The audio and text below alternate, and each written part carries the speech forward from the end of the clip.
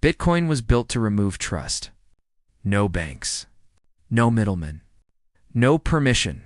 Yet today, the biggest risk to Bitcoin isn't a hack, a bug, or a ban. It's adoption.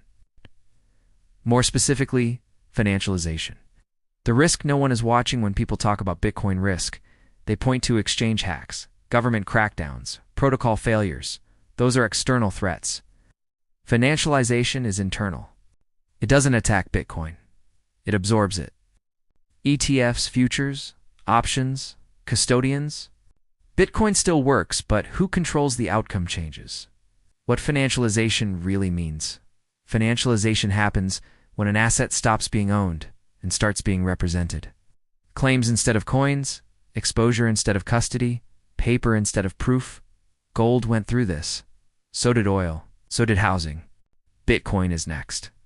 Price is set at the margins. Bitcoin's price is not set by long-term holders. It's set by traders leverage derivatives, and today most Bitcoin volume happens off-chain. That means price discovery moves away from wallets' influence, concentrates with institutions, liquidity controls direction, Bitcoin stays decentralized. The market around it does not. The gold warning. Gold didn't fail. But once paper gold exploded, something changed. People stopped demanding the metal. Price became driven by contracts. The same ounce could be owned multiple times. Now ask yourself, how many Bitcoin ETF buyers will ever touch real BTC? ETFs, easy, clean, and distant. ETFs aren't evil. They bring liquidity, legitimacy, capital, but they also create distance. No keys, no verification, no on-chain activity. You don't own Bitcoin. You own a promise tied to Bitcoin. Promises are easier to manage than math. Derivatives run the show. Futures and options now dominate Bitcoin's short-term price. These markets enable massive leverage, amplify volatility, reward scale over conviction. Price moves aren't driven by belief. They're driven by positioning, liquidations, and hedging. Bitcoin becomes a trading product first. The core irony: Bitcoin removed trust. Financialization brings it back. Trust in what?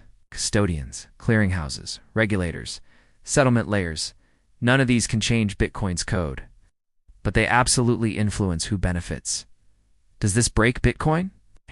No. Bitcoin still works. Supply is still capped. Blocks keep coming. But incentives shift. Retail gets exposure. Institutions get control.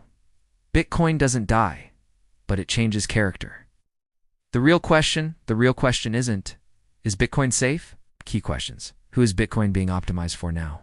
Peer-to-peer monetary system or a macro financial instrument? Both can exist, but not without trade-offs.